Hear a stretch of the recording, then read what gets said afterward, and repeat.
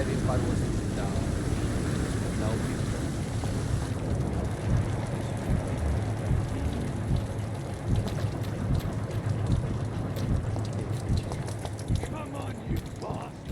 You can do better than that. Nah. It's my turn.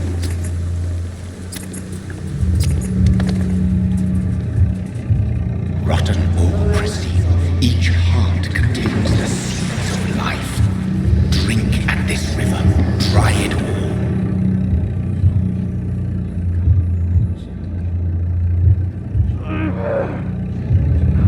Bastard gave me a good Oh, come on, you bastard!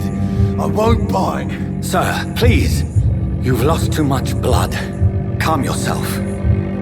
You think I didn't notice? Stop your staring and get me to an hospital, you arse!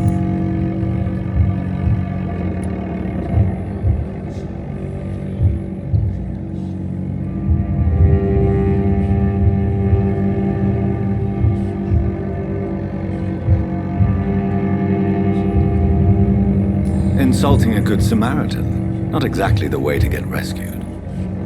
Alright, sorry. I am in pain here. My guts are spilling out onto the street and you're yabbering on. Yes. That's a very nasty wound you've got there. Take my word, I am a doctor. Dr. Jonathan Reid. Name's Clay Cox. I'd appreciate you helping me to a better place, Doc. Follow me, Mr. Cox. Let me assist you to that better place. Qualidade de sangue, qualidade de sangue indica quanto experiência você irá ter cidadão em particular. Quanto maior a quantidade de sangue, mais experiência você recebe.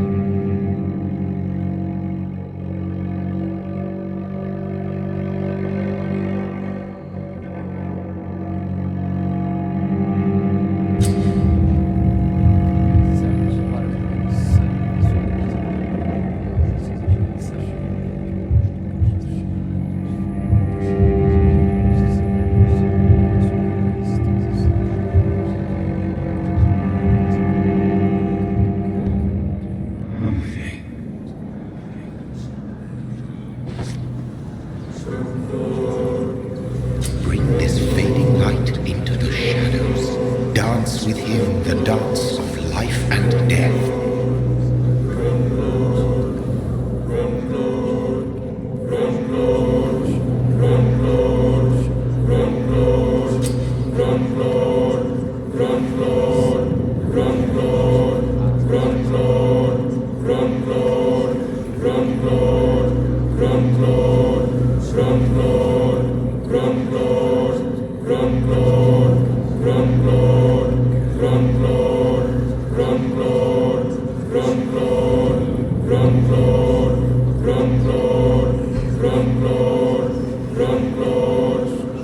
No more. Not tonight. Not like this. I will not take another life.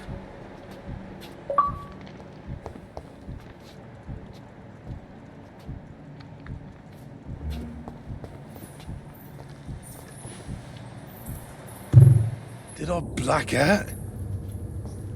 What? What happened? Whoa, I feel giddy. Did I black out?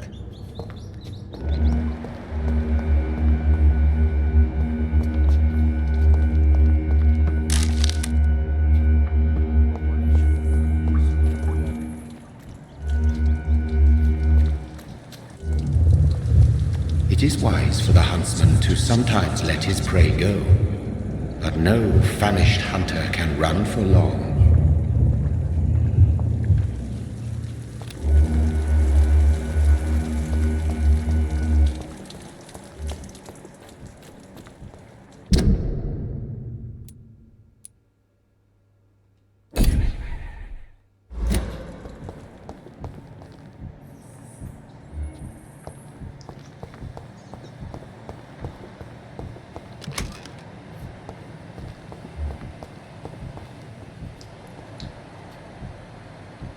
Whoa, I feel giddy.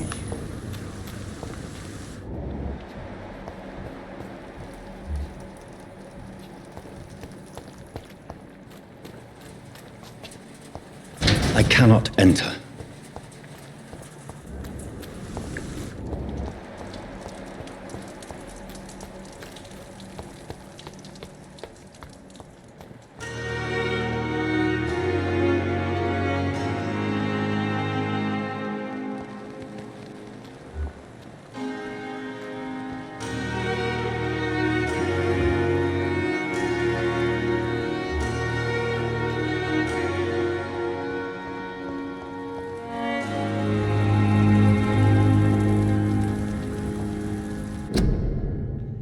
Fique em casa, gripe.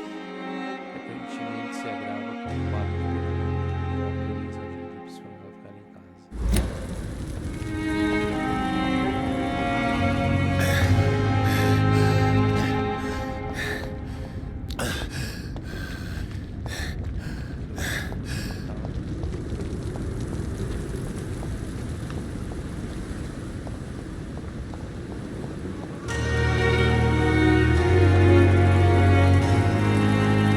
Doctor, where have you been? I've little time to play hide and seek with new staff members, no matter how illustrious they may be. I found a wounded man by the docks. He answers to the name of Clay Cox. He requires urgent medical attention. Already making the rounds? That's the Pembroke spirit. I'll ask our porter, Milton, to bring him back immediately. Thank you, nurse. What can I do for you? Dr. Swansea insisted we provide you a quiet office. You'll find it on the second floor with your name on the door. Thank you. Nurse Crane, isn't it? Yes, Dorothy Crane. Welcome to Pembroke Hospital, Dr. Reid. Your office has been prepared.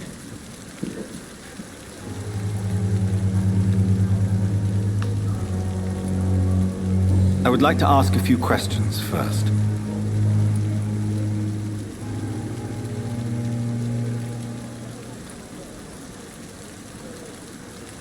And Mr. Hampton, the patient we brought in, how does he fare? I gave him a sedative to help him sleep. Poor thing was in quite a state of shock.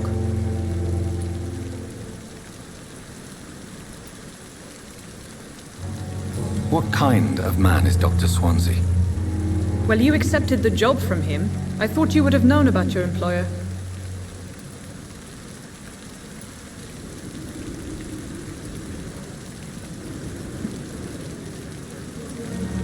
It's right to assume Dr. Swansea knows far more about me than I do about him. You'll get to know him soon enough, and better than me. The administrator has better things to do than mix with us. Apologies, I've only just met him the once. This is sudden. I've only just returned to England. Dr. Swansea is a brilliant surgeon and the most compassionate physician.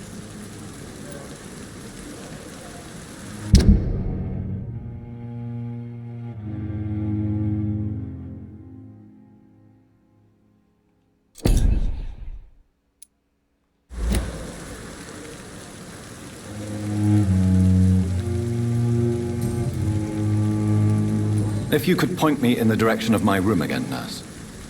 Second floor of the hospital, left after the stairs. It's the last vacant office at the end of the corridor. Thank you, Nurse Crane.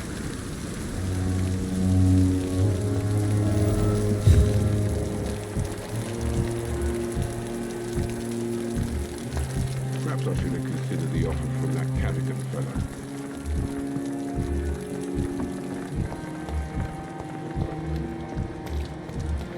Dr. Swansea is right. This place seems perfect to conduct my research.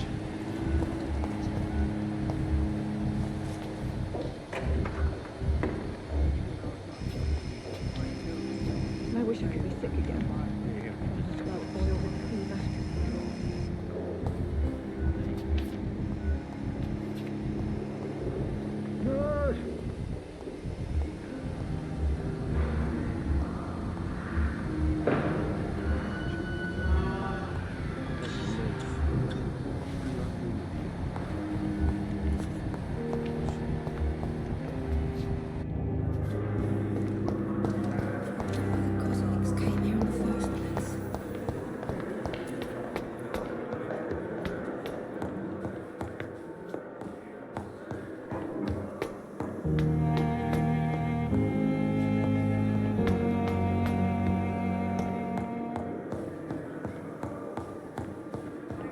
It's locked, all right. Not now!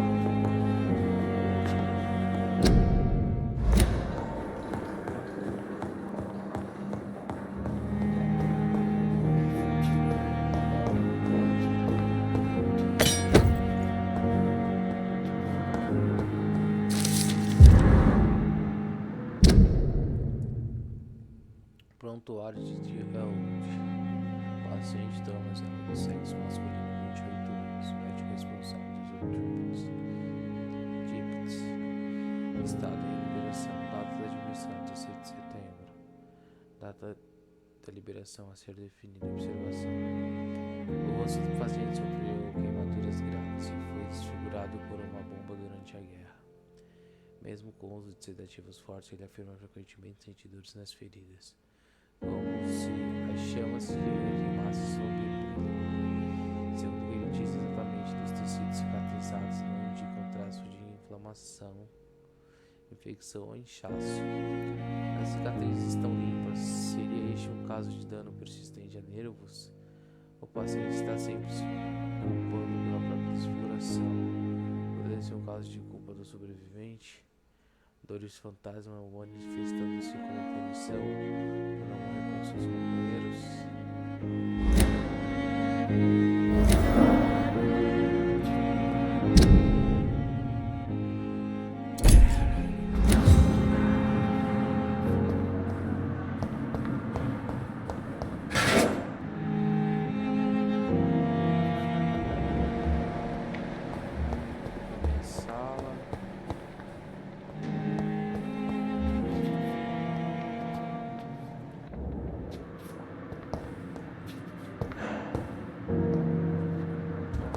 It's locked, all right.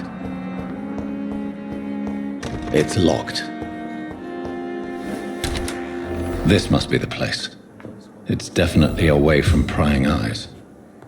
Relegated to the shadows. A kingdom of my own. At least I won't be sleeping in a coffin.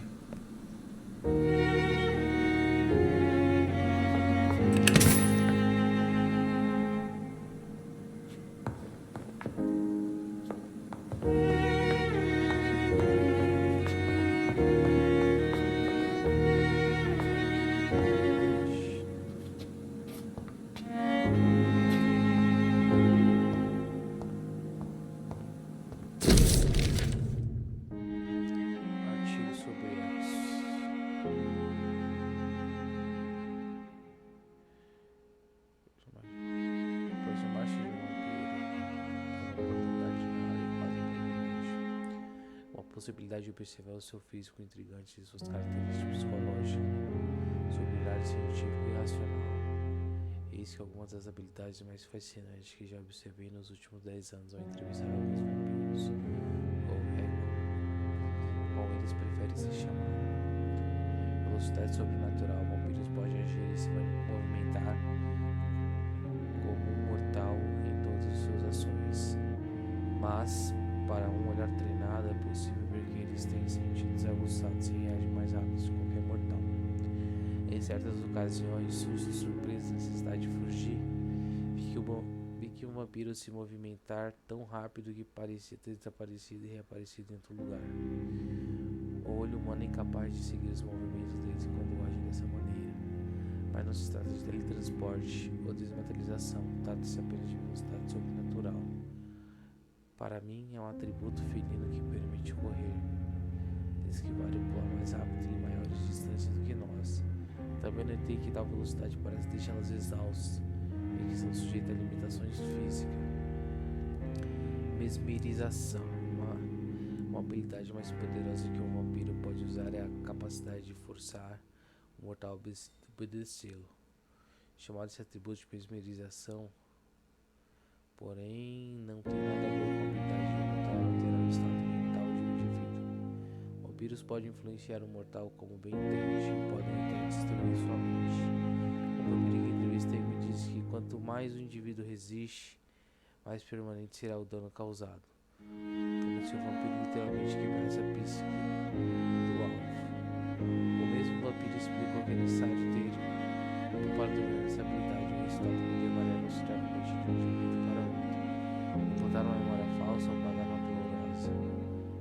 possibilidades são infinitas e assustadoras. Consciência sobre o sangue.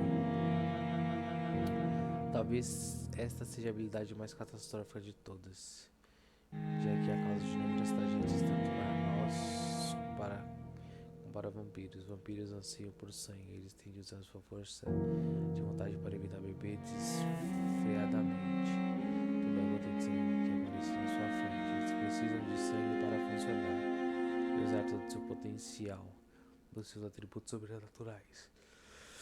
Um vampiro faminto pode ficar muito enfraquecido, mesmo que não possa morrer de fome ou sede. Talvez essa Oxi.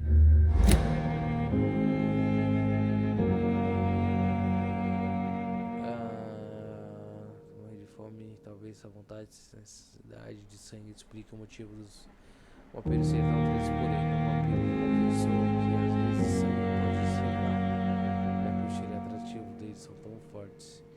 Quando um vampiro se foca, ele quase consegue ver o sangue dentro de corpos supostamente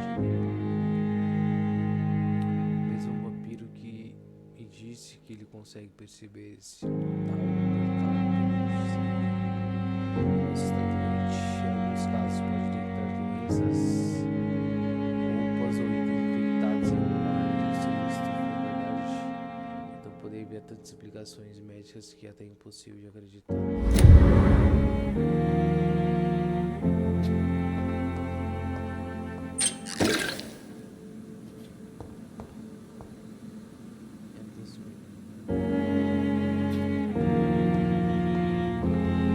The flower's dying.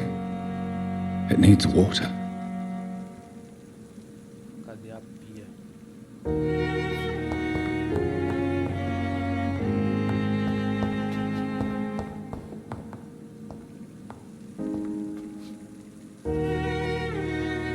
The flower's dying. It needs water.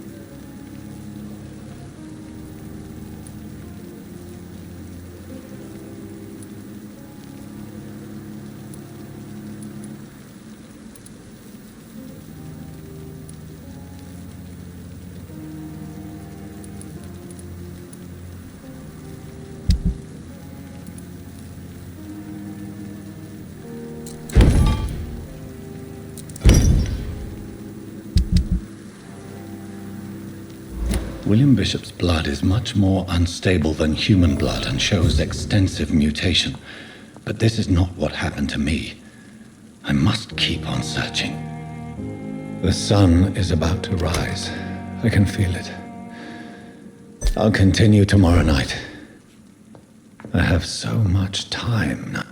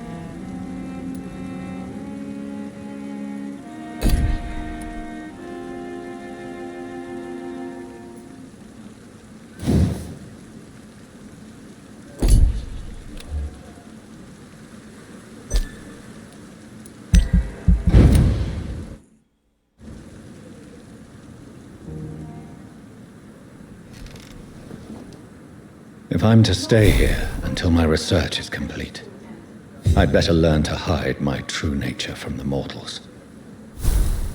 But what about my thirst for blood?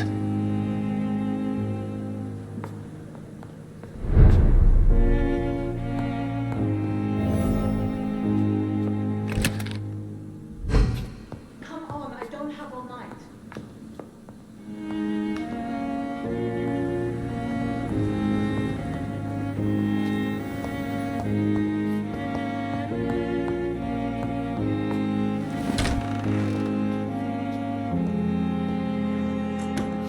Dr. Swansea asked me to collect you, Dr. Reid. Hurry up! Yes, Nurse Crane? How can I help you? I'm so sorry. I know Dr. Swansea wanted you to rest, but we have somewhat of a crisis. A crisis, you say? Our supply of antiseptics is nearly depleted.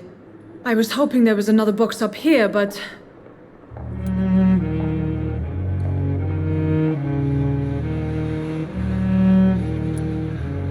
What type of hospital are you running? No antiseptics? You have been away too long, Doctor. With the war and now this epidemic, supplies have been running scarce for months now. I may have a solution. In France, during the war, drugs shortage was a daily problem, and we had to use our wits to overcome the shortages. However do you mean? If combined correctly, certain household chemical products can be used in a pinch instead. Now, where's the hospital storeroom? The storeroom? Fat chance. This is the Pembroke, and space is luxury we don't have. Everything used to be stored in the old morgue. Perhaps I should look there first. Where is this morgue? It's the large building behind the hospital. You'll need to go in the back door because it's been sealed off for sanitary reasons. Take this key. It opens a small back entrance at the end of a narrow street. The abandoned morgue behind the hospital. A small door at the end of a narrow street. On my way then. Thank you, nurse.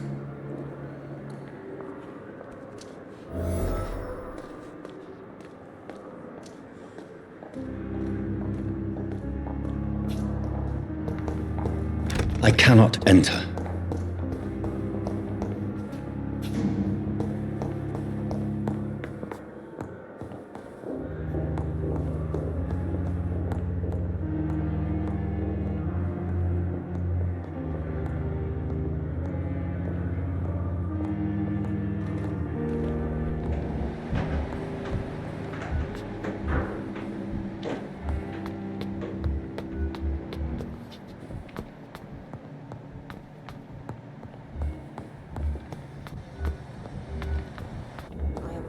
Too much energy.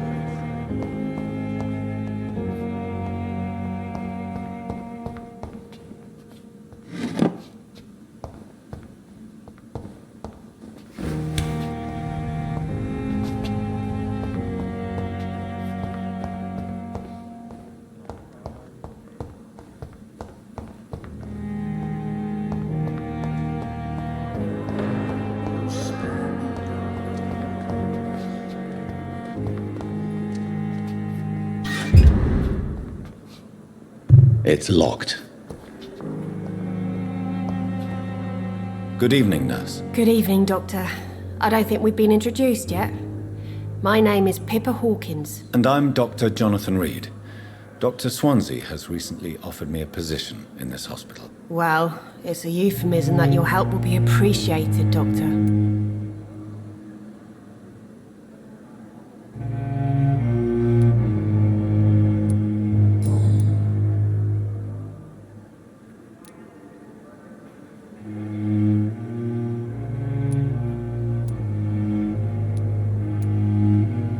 How would you describe the situation at the Pembroke Hospital? It's serious. The flu is wreaking havoc amongst the staff and patients. We are running out of everything.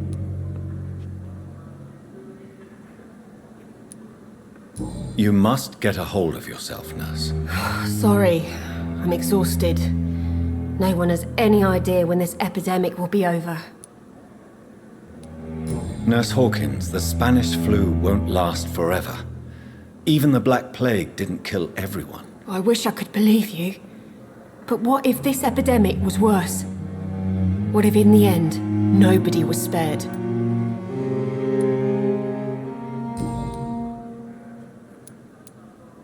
How is the Pembroke staff coping with the epidemic? Well, not well.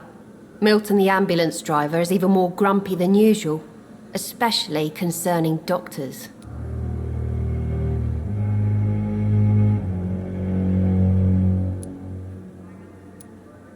Why does Milton dislike doctors? I don't know. Just ask him. But be warned, Milton is not the chatty type.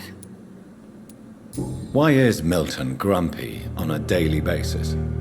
Is it just an act? Milton's not the kind of man who's bothered about a bad reputation, whether he deserved it or not.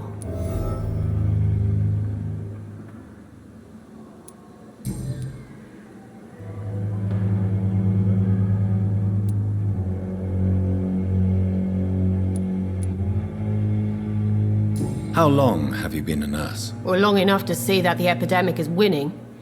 And no matter how qualified you are, don't tell me you'll change that. You'd be surprised what dedication can achieve, Nurse Hawkins. In medicine, sometimes we're just a test result away from a miracle. Sorry, Doctor. I don't want to sound bitter, but I'm just too tired to give a pep talk like Nurse Brannigan.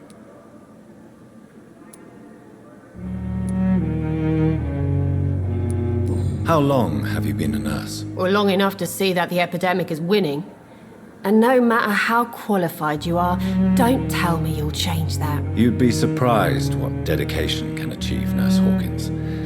In medicine, sometimes we're just a test result away from a miracle.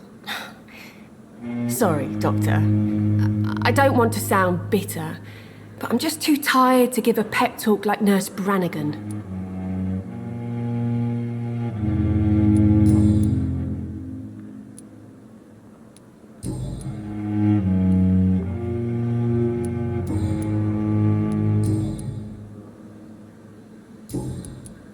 Goodbye, Nurse Hawkins.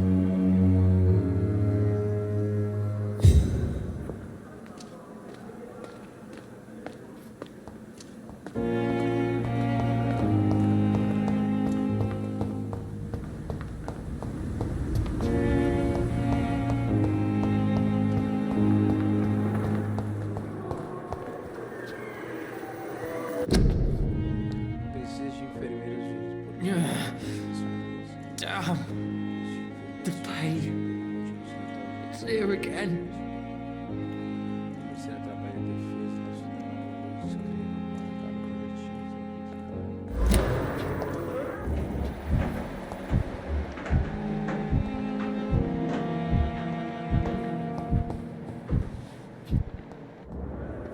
Good evening, miss. I'm Dr. Reid, the new surgeon at the Pembroke Hospital. And who are you? Your name has no meaning to me, mortal. You're nothing but dust blown by the winds of eternity. I beg your pardon. What are you begging for, mortal? My clemency? Well, tonight maybe I'm inclined to mercy. You'll never forget the night you met Thelma Howcroft. You keep calling me mortal. Why is that? And if I'm mortal, what are you? Well, Dr. Reid, if you must know, I'm a vampire.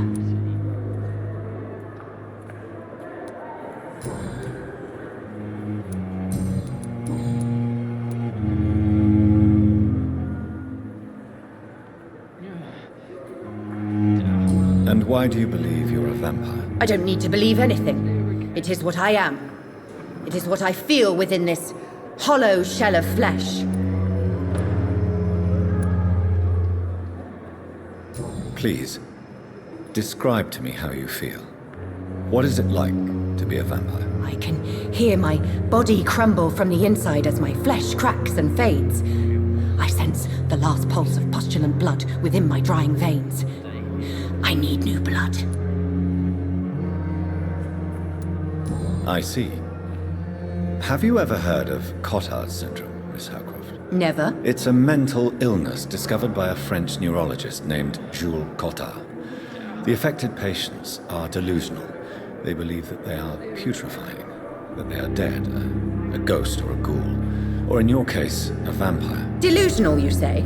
Oh, sad and petty mortal. You can't even begin to understand the concept of immortality. And you think it is I who am delusional.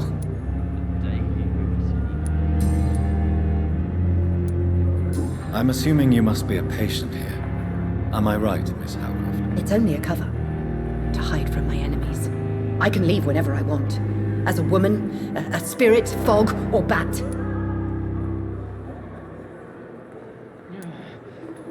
Who are these enemies you mentioned? Can you describe them? I cannot say for sure. But I sense their eyes on me from nearby. I feel them watching me every time I visit the garden near the morgue. The staff here are not your enemy. They're here to help you, to care for you. I'm not speaking of the doctors in white. I'm speaking of the men and women who hunt me. For I am a vampire! I see. Don't worry. These people will not find you here. I'll personally make sure they leave you alone. Thank you, mortal. But do not interfere with them, for you are no match for those that hunt me.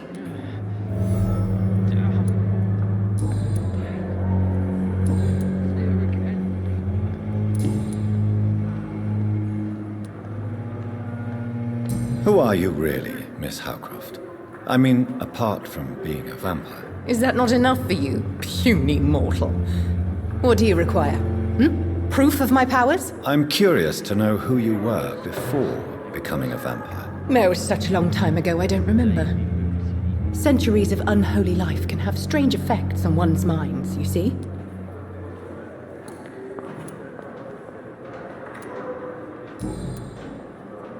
I'll leave you, Mistress of the Dark, to your nocturnal activities.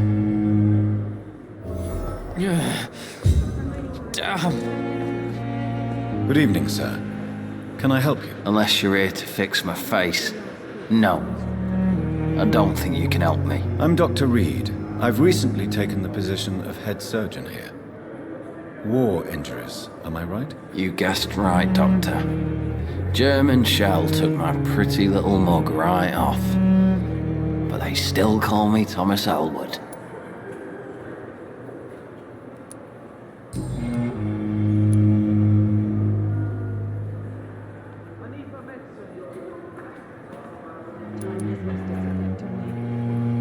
Why do you feel responsible for the injury, Thomas? What really happened? I wasn't disfigured by any German shells. It happened during my leave. It was an accident.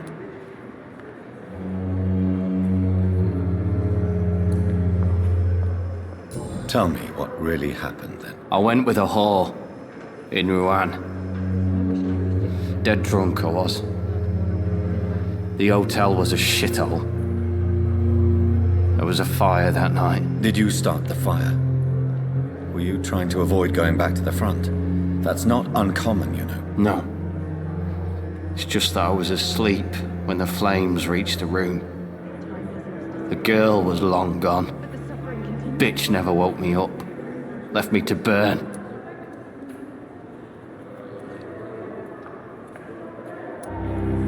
Tell me what really happened then. I went with a whore in Rouen.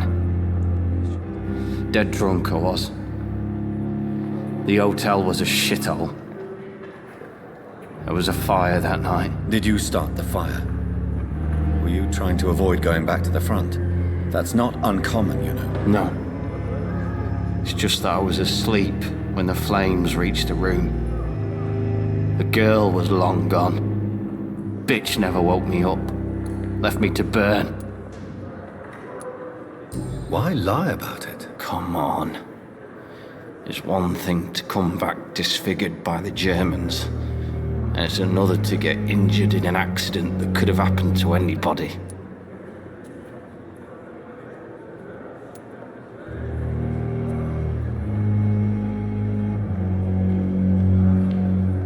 Reconstructive surgery has been very successful for some soldiers. I don't want to wear a bloody mask for the rest of my life. I'd rather stay here and just be forgotten.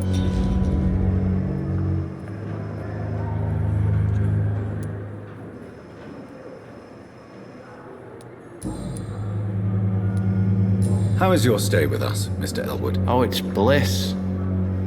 I just escaped death in the trenches to be surrounded again by the moans of the dying. Can I ask you precisely why you're a patient here? It's the pain, sir. The drugs don't work. It just hurts under the scars, if you get my drift.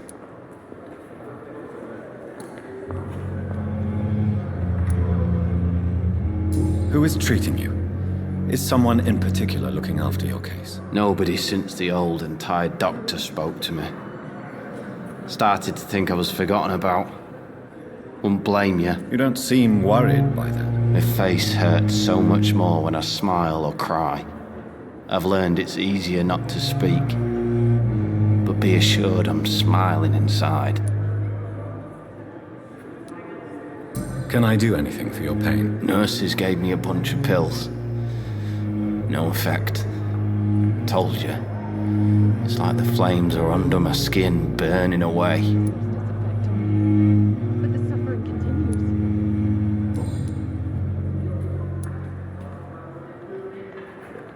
Why do you feel responsible for the injury, Thomas?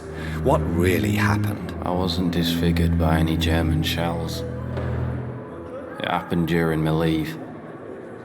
It was an accident. I wonder what your last hopes would be.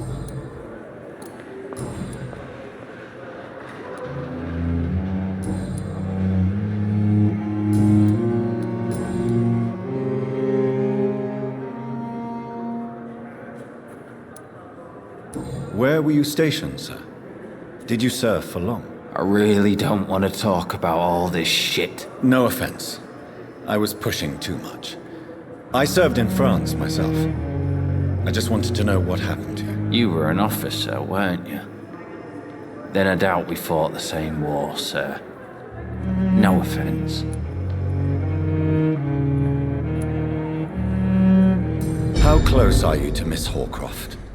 Are you aware that she thinks she is a vampire? To wait for her next nibble is the best reason to stay here. Every time she approaches my bed, she treats me like something tasty. A normal person. Aren't you afraid?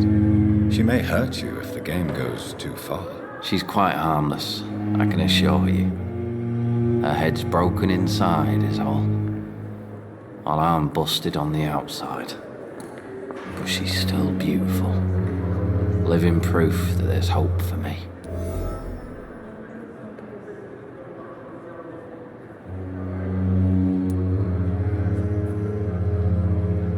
So do you let her bite you?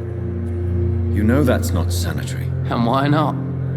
She's only supping a few drops of me blood. And the pain, it's real for once. She could decide to bite less willing patients. Then it's another good reason for me to stay here, Doctor.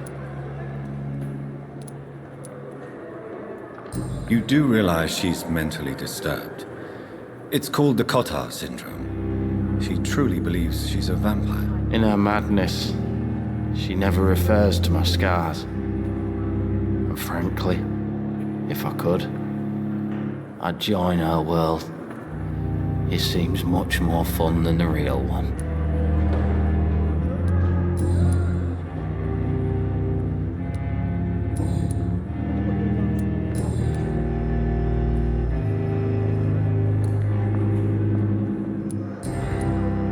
Goodbye for now, Mr. Elwood.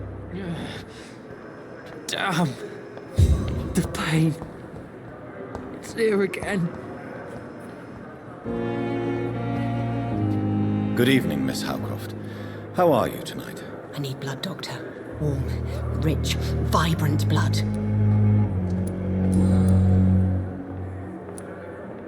Tell me, Thelma, why do you feel so attached to Mr. Elwood? Why him? I'm not sure, Doctor. I think we have a bond of some sort. We've both suffered so much. He's the only mortal I find interesting.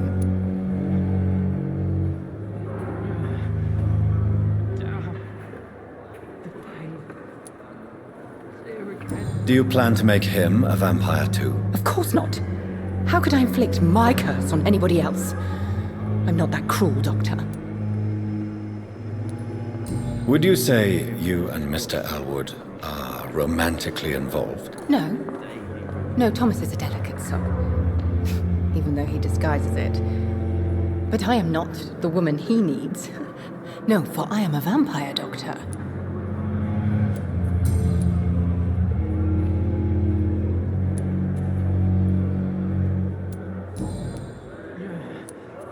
I'll leave you, Mistress of the Dark, to your nocturnal activities. I wish I could be sick again.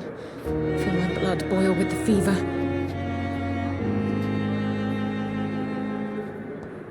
Good evening, Mr. Elwood. Evening, Dr. Reid. Goodbye for now, Mr. Elwood. Fear and disgust on every street corner. The daily routine. Time has lost its effect on me. Good evening, Mr. Hampton. How do you feel? Dr. Reid, is it? Oh, sir, I must apologize for my behavior. What do you mean? I was not myself in the factory. Fear and exhaustion made me say awful things to you, I'm afraid. You remained perfectly nice and polite. A little delirious, perhaps. But who wouldn't be after enduring an abduction? Thank you, Doctor. That's a relief. Now all I need to do is rest and return to my flock.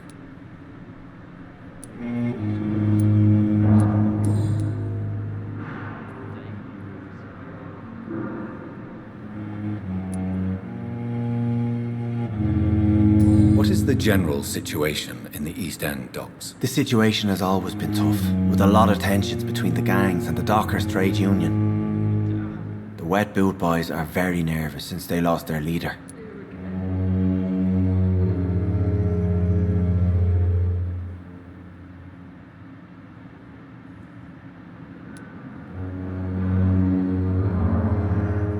Who leads the gang now? Since Clay Cox went missing, it's his wife Edwina who runs the show, with the assistance of her minion, Booth Digby. Has the gang been threatening you? Ah, no. I've had this nickname for so long. You know, the sad saint of the East End. No one dares to bug a saint. Not even criminals.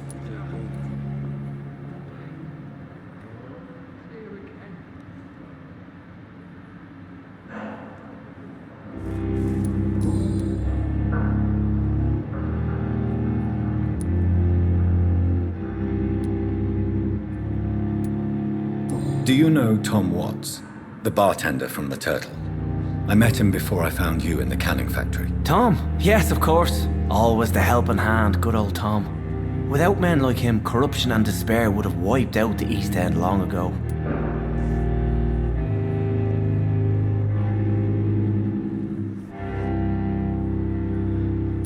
People are still in despair. How could it be otherwise? The authorities have left us all to rot in this contagious nightmare. No drugs, no advice, nothing. It's a damn shame. Who should I avoid in this part of town, then? Any particularly evil figures? Not really. Most men and women are just doing their best. And it's not my habit to speak ill of people I know, Doctor. How did you end up in William Bishop's den? I had received alarming news about his recent behavior. I went to his place and he refused to let me go.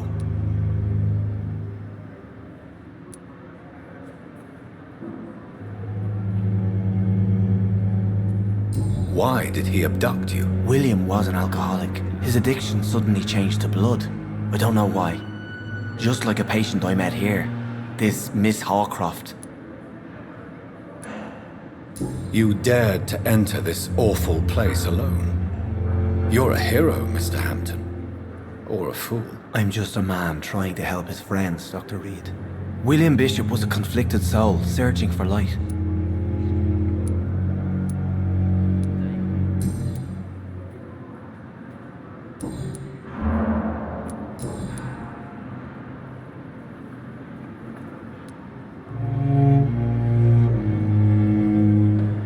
How do you feel, Mr. Hampton? Medically speaking, I mean. I feel exhausted. Beyond exhaustion, actually. William drank so much of my blood in his madness.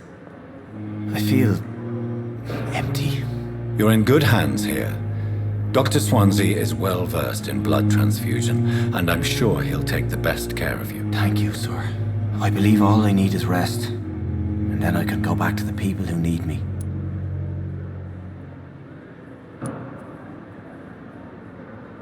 What do you do for a living, Mr. Hampton? I can't help but notice the cross around your neck. I manage a night asylum for the poor and homeless of the docks. And I try to guide the lost and hesitant on the right path to our Lord.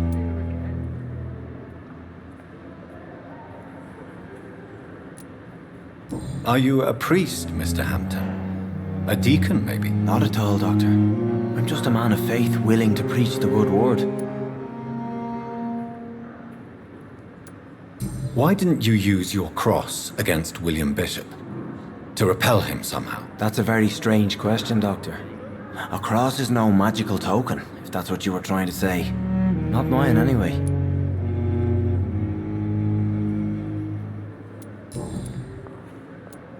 Have you made friends since you arrived? Not really, but I recognize Miss Harriet Jones. I knew her when she lived by the docks. That poor woman had such a miserable life. You never came to see her here at Pembroke? Receiving visits when sick can be an important part of the healing process, you know. We're not just bodies. You're preaching to the converted now, Doctor. To be truly honest, I thought she was dead. She left the docks many months ago.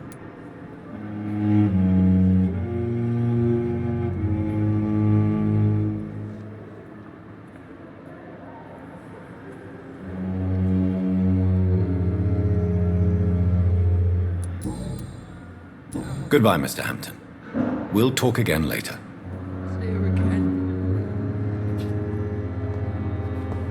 It's locked, all right.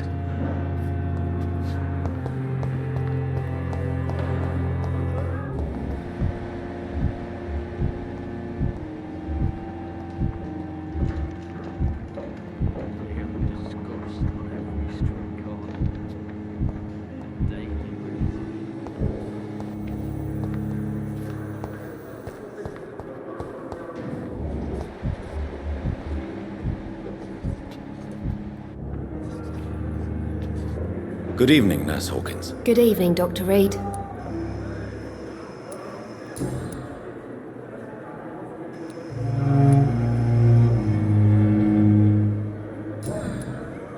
Goodbye, Nurse Hawkins.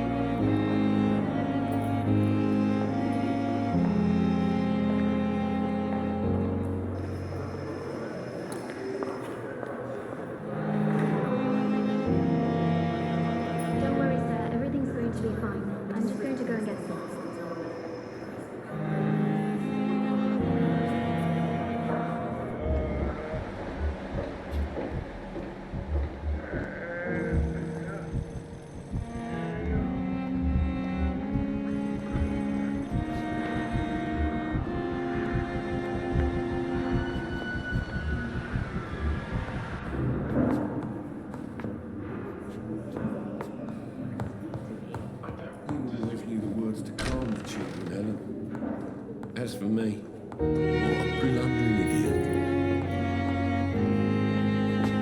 This hospital seems to be falling apart. But in the circumstances, I'm willing to give you the benefit of the doubt. Oh, sweet girl. Reads me like a book. I never could keep anything from her.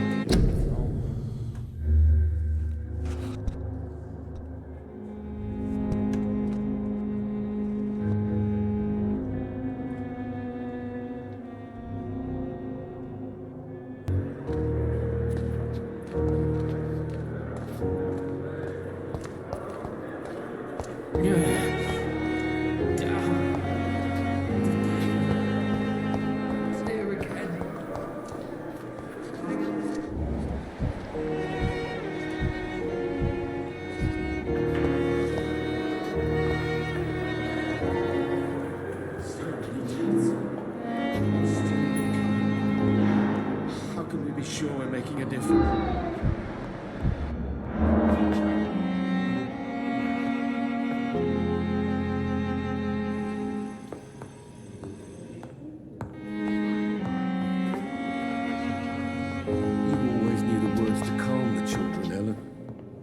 As for me, what a blundering idiot.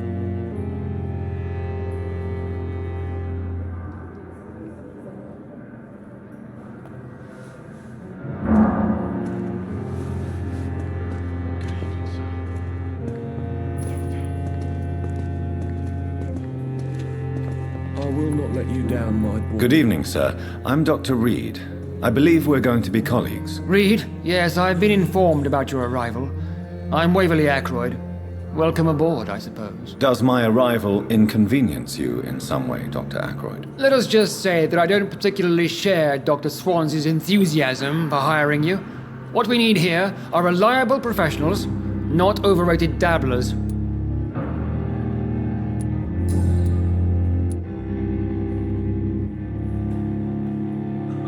If you have a problem with me, Dr. Ackroyd, please feel free to tell me. Dr. Swansea has imposed your presence on this hospital without asking anyone's advice.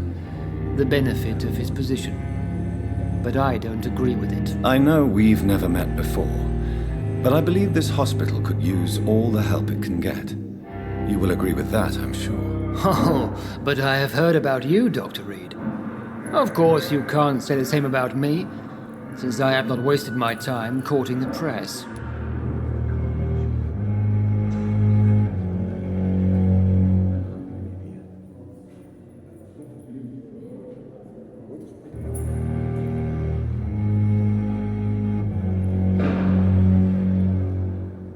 Do you need my assistance? Not at all.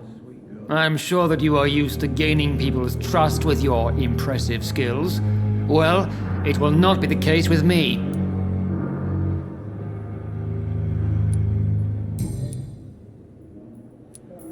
Since your tenure in this hospital is longer than mine, perhaps you can tell me more about this place. Let's just say I'm tired of the carelessness around me. I have always respected the skills of Dr. Swansea, but over time his enthusiasm has become displaced. Carelessness? Exactly what are you talking about? We're here to save lives. The people who trust us are not volunteering for experimentation.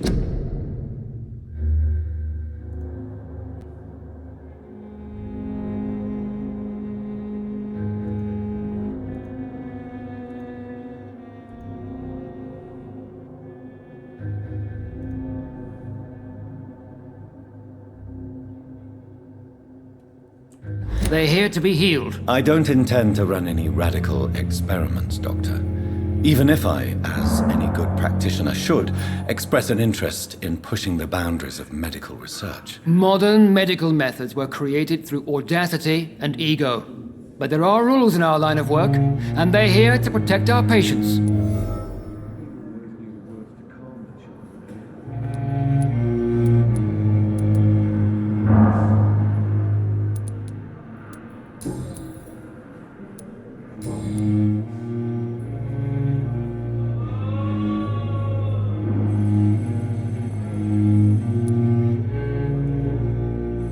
It seems you have bad memories of your military service. I refuse to see this industrial slaughter as scientific progress.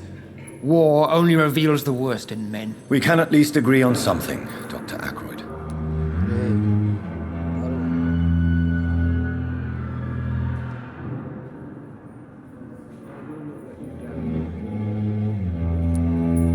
I don't know what you've heard about me, but I have already proved my value as a practitioner. I don't question your skills, Dr. Reid, but your motive. Is it money, fame, or are you truly dedicated? And what exactly is that supposed to mean? I served in the war just like you. But unlike you, I did not use the wounded to play the modern sorcerer. Be careful what you insinuate, Dr. Ackroyd. I only want you to admit you used those men to improve your theories.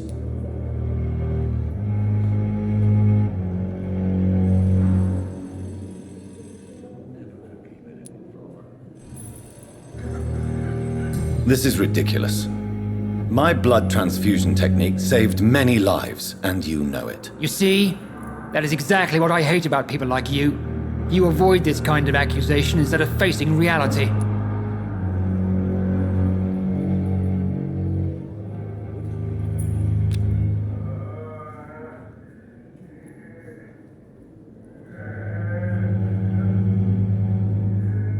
Do you need my assistance? Not at all. I'm sure that you are used to gaining people's trust with your impressive skills. Well, it will not be the case with me.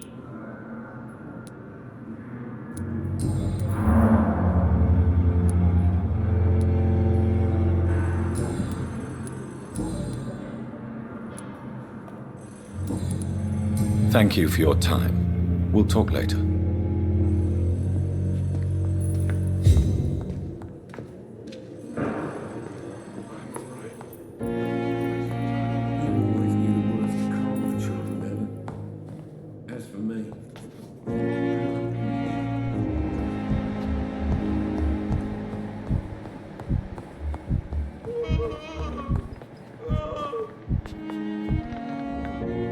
Good evening, sir. I'm Dr. Reid. May I help you? I don't know if a third opinion is needed. Your colleagues are already arguing about my condition. I see. Would you mind telling me more about your situation? I'm Harvey Fiddick. All I want is to get me bloody arm fixed properly.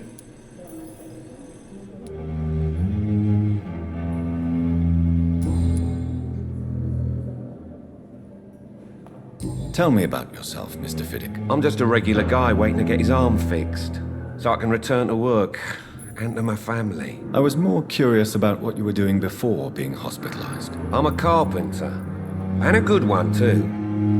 But that means I need both arms to feed my family, Dr. Reid. Tell me about the doctors who are arguing about your case. Strickland and Aykroyd. They both want the best for me, but there's a lot of pride there. Doctors are no different from carpenters, it seems. What do you mean? I often had professional arguments with rivals on a building site. Difference is, I disagreed about wooden nails, not flesh and bones. Are you satisfied with your treatment here? Well, it's clear that I've chosen a bad time to be injured. Forgive my bluntness, but you seem overwhelmed by cases of the flu. I won't lie to you about it. I'm afraid we are. Are you sure you don't want to operate yourself, Dr. Reid? I have the feeling you're very capable. And your colleagues seem to think so too. In other circumstances, you would be right. But for now, I don't think I can take on the responsibility. My apologies.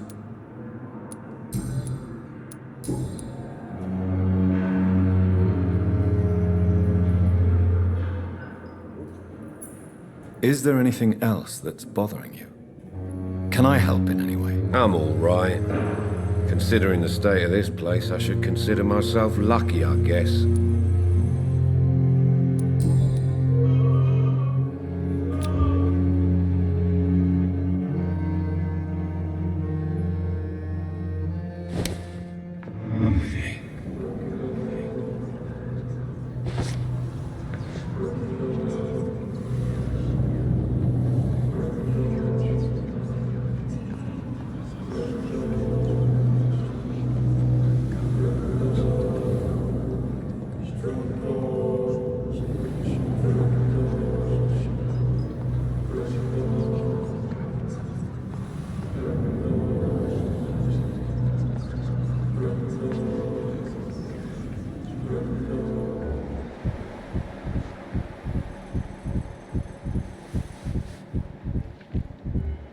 My sweet girl reads me like a book. Good evening, Doctor. I believe we're going to be working together. Dr. Reid. Dr. Swansea informed us of your arrival, but I could not dare to believe we'd have such good fortune. Such an honor, sir. Thank you. And you are? I am Thoreau Strickland, Dr. Thoreau Strickland. I'm a great admirer of your work, Dr. Reid.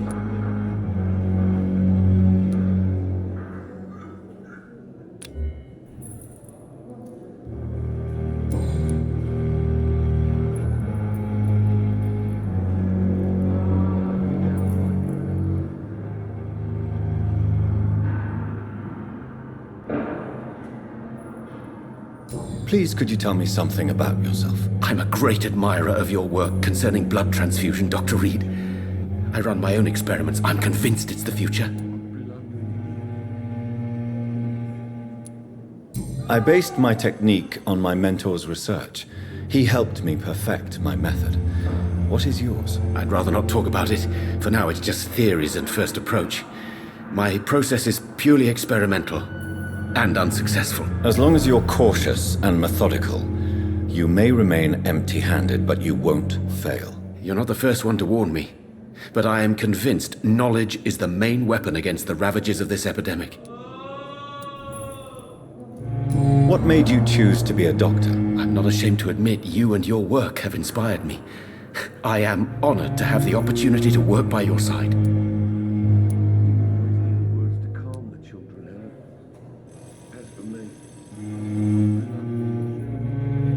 I'll give you some advice, but understand that nothing beats practical experience, which can be exhausting and solitary work.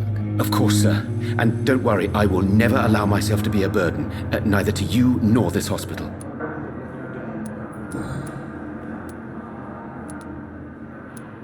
Please, could you tell me something about yourself? I'm a great admirer of your work concerning blood transfusion, Dr. Reid. I run my own experiments. I'm convinced it's the future. What can you tell me about the Pembroke? Well, it has always been an honor to work with Dr. Swansea.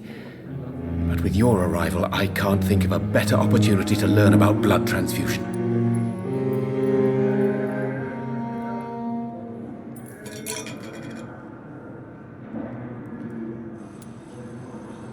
Do you need help with anything in particular? Well, yes, maybe.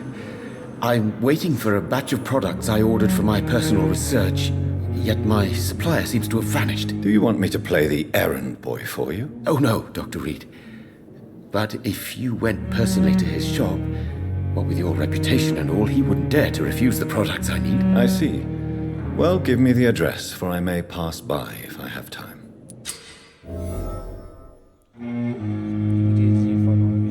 Investigações locais. Uma nova investigação de cidadãos está disponível. Aperte.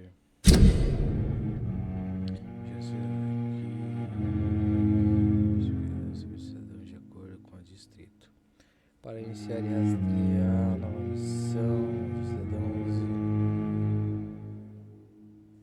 Depois acesse o mapa.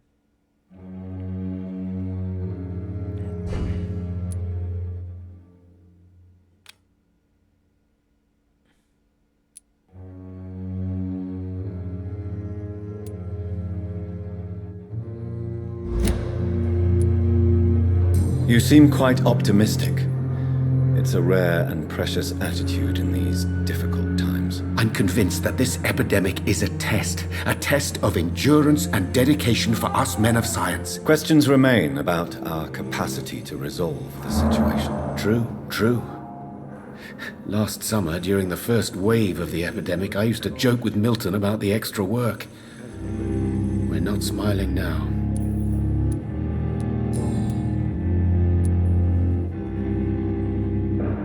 What do you think of Dr. Ackroyd's aversion to modern medical methods? It's a shame he's so narrow-minded.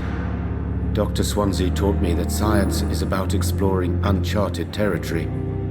I'm convinced that's true. With the influenza and all that's going on, you should put your differences aside, don't you think?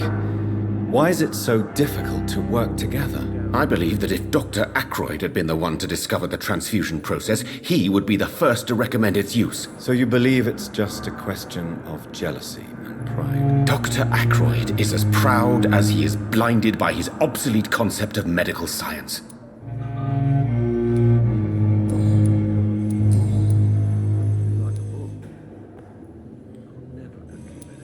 Tell me more about your willingness to experiment with new medical techniques. Harvey Fiddick is a patient suffering from a severe injury that could cripple him if not treated correctly. I'm convinced your blood transfusion technique could help him. What is it you really want? To save him, or to prove your point? Fair question. I want nothing but to save my patient, Dr. Reid. Especially since I know Mr. Fiddick's story.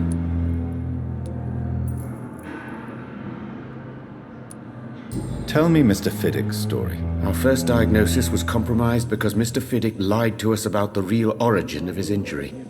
He first claimed it was an accident. But why would he hide such crucial information from us? Because he is a proud father, ashamed of putting his children at risk because of his own negligence.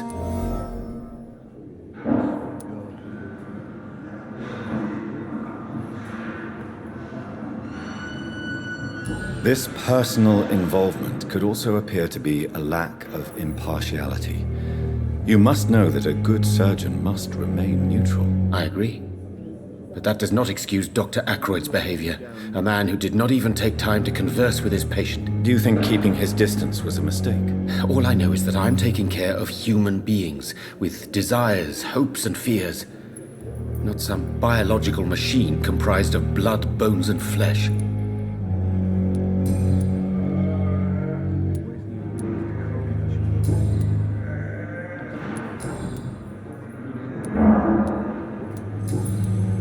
Goodbye, Dr. Strickland.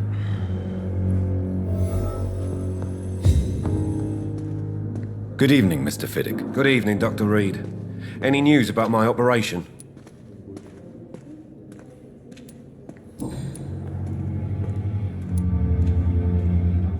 Tell me about your injury, Harvey. Why do you feel so guilty about it? My wife died because of me. And now I may lose everything because I've been careless enough to hurt myself. What an arsehole.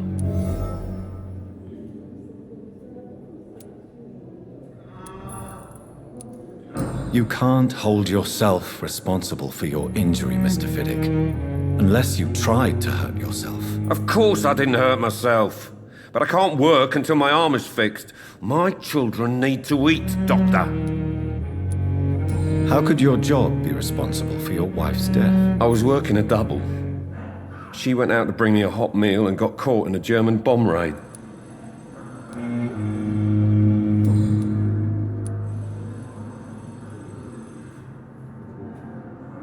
Tell me more about the death of your wife, Harvey. 1915. I was in the army, building workshops for the Royal Flying Corps.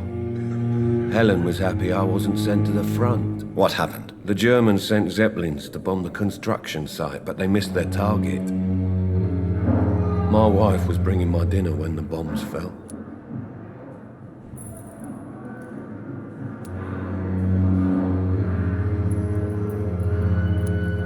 How are your children after losing their mother? They were smaller then. The only good thing about this is my Helen didn't bring them with her that night. I'm sorry for your loss. So many died during the bombings. I served in France and witnessed the carnage there. I would like to say that she didn't suffer. Truth is, I have no idea. I just know that I'm all that me kids have. Poor little bleeders.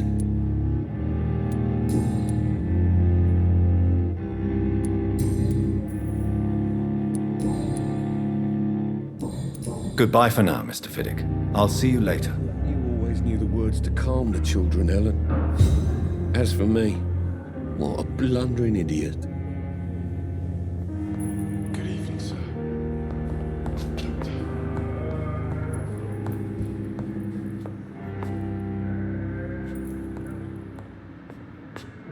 Good evening. I'm Dr. Reid. Can I help at all? No. Really? Why are you here then? I don't want to talk. My throat hurts too much. I suppose that this pain is the reason you're here. Is someone taking care of you? Yes. And no. Could you at least tell me your name, sir? Mortimer. Mortimer Goswick. How painful is your throat, Mr. Goswick? So painful I'd rather not talk at all, Doctor. I'm sure you realize a doctor and his patient have to communicate, sir. Would it help if I gave you some paper and a pen? Not really. I see. Then maybe it's not just your throat that hurts, Mr. Goswick. Perhaps your sore throat is just the consequence of something more hurtful. Yes, maybe. But I don't want to talk or even write about it now. How painful is your throat, Mr. Goswick? So painful I'd rather not talk at all, Doctor. I'll let you get some rest, then. Don't waste your time with me. Good evening, madam. Can I help you? It's my son who needs you, sir. I'm Dr. Jonathan Reid. How can I help your son? I'm Beatrice Goswick, mother of Mortimer Goswick. Could you check on him, please, Dr. Reid? I've heard much of your talents as a physician. Good evening, sir.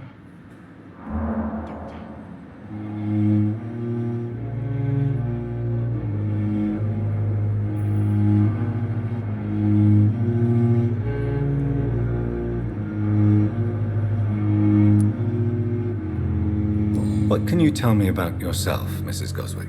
Not much to say. Just take care of my Mortimer and I'll cover all the expenses. That's all that matters.